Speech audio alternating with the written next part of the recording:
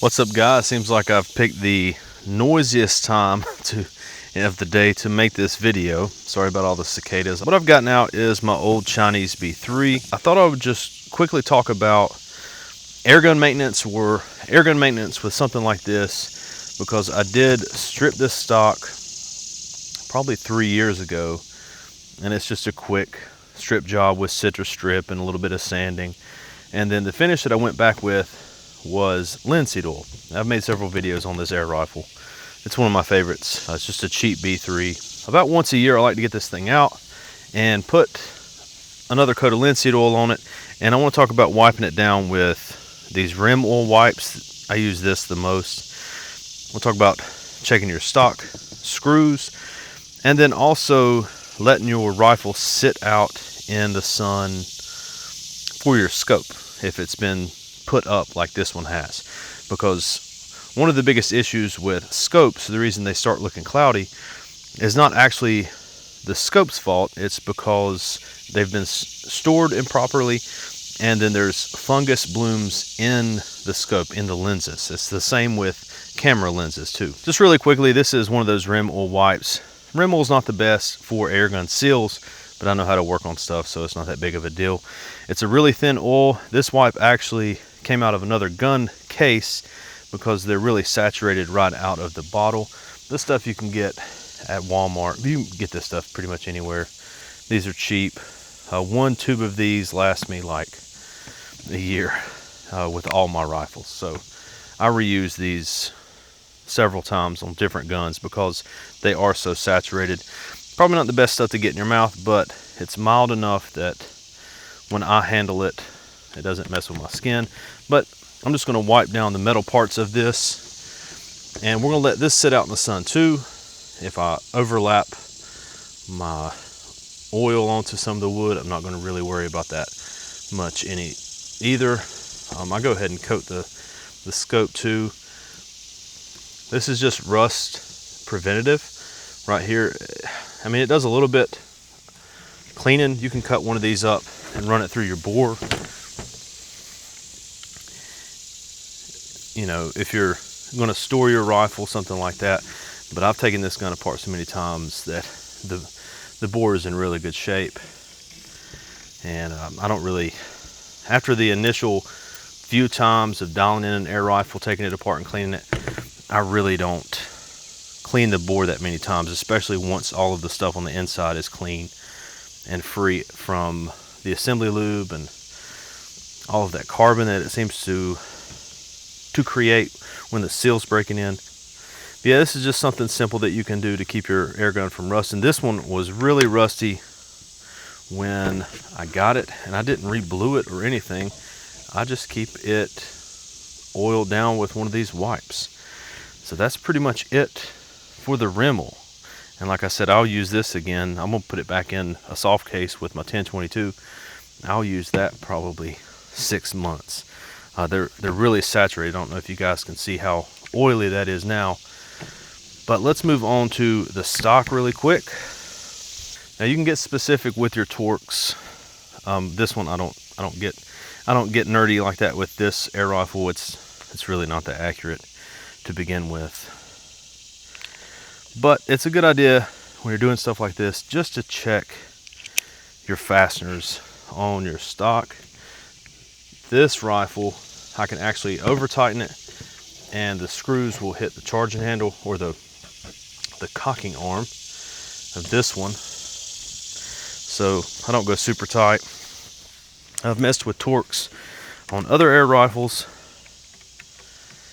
and it really doesn't take that much to hold the action into the stock.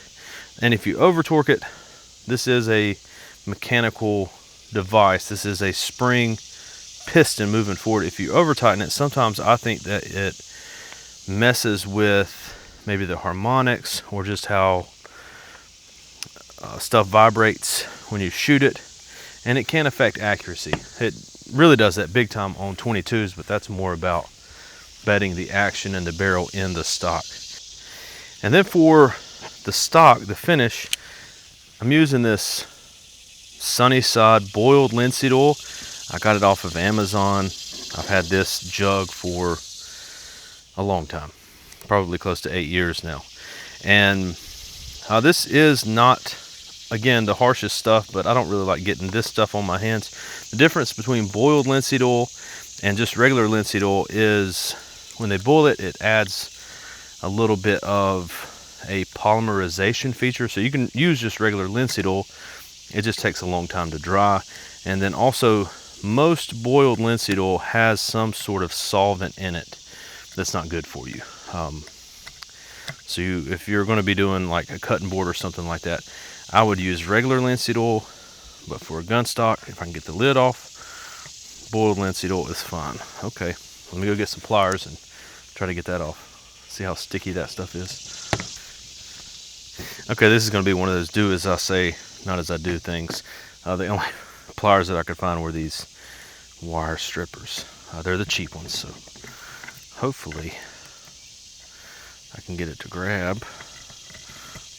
There we go. See, I didn't mess nothing up. Definitely not the right tool for the job. Another thing about boiled linseed oil is if you get a rag saturated, it can combust. It can spontaneously combust. So if you get a rag saturated with it, leave it out in the sun, let it dry. Don't crumple it up and put it in a trash can, because they can catch on fire. I've only had one get hot, and that's when I was doing a workbench with boiled linseed oil, and I was using a cloth rag, not a paper towel. But I've gotten this stuff on my hands before. It's not that big of a deal if you do get it on your hands. But how we're going to apply this today is just put some on this paper towel, like this right here. And how you know this stuff is dry when you sit it out in the sun is it'll actually get stiff. Linseed oil kind of polymerizes. It has a natural polymer effect. That's why we use linseed oil. And it'll actually get kind of stiff. So if it's wet and pliable, maybe don't put it in the trash can. But once it's stiff, dried out, then it's not going to combust. But the reason I like linseed oil finishes is every time, once or twice a year, you can reapply it, and it just looks really good and it feels really good. It's a different kind of feeling. Gun stock or any pieces of wood, that's a different feel than something that's covered in epoxy or varnish or something like that. It looks really good. I like the lighter color that linseed oil gives, and you can even mix in just a little bit of stain, like a couple of drops in with some linseed oil, like in the cap or something like that, if you want it to be a little bit darker when you apply it. And then it'll darken it up a little bit, and you'll still have that natural feel, and you'll have a little bit of water protection, and the stock ends up looking good. So you can see that this is kind of like a glossy finish now. Oop. That's because this linseed oil is wet. And I was talking about the scope earlier, letting your scope sit out in the sun a little bit to kill the fungus inside of your scopes. That's one of the best ways to keep a scope in good shape, is just to either use it or sit it out in the sun like I'm about to do for maybe 30 minutes to an hour while this linseed oil dries, and those UV rays are what kills the fungus inside the scope. So just a little bit of air gun love. I was wanting to get this thing out and shoot it today, but I'm waiting for the landfill to open up so I can get my chores started. And I figured when I did make a video with this, it would be more fun if it looked a little bit nicer. Even though it is a really cheap air rifle, I really enjoy shooting this one. This is one of the older ones, leather seal guns, really low power, but it's a lot of fun to shoot, especially 15-20 yards, nothing crazy. So what I'm gonna do is go get something to prop the front of the gun up. Then we're just gonna let this stuff dry, and we'll see what it looks like after a while. Okay, Moved it out in the sun, let it sit for a little while. Let's see what this looks like now. It's still a little bit wet, I can just tell by looking at it, but for the most part, the solvents in the boiled linseed oil should have already evaporated. It's pretty safe to touch. I'm just gonna wipe off some of this excess gun oil. Oh, there's a bee. And now, once it's applied, you can rub that stuff in a little bit.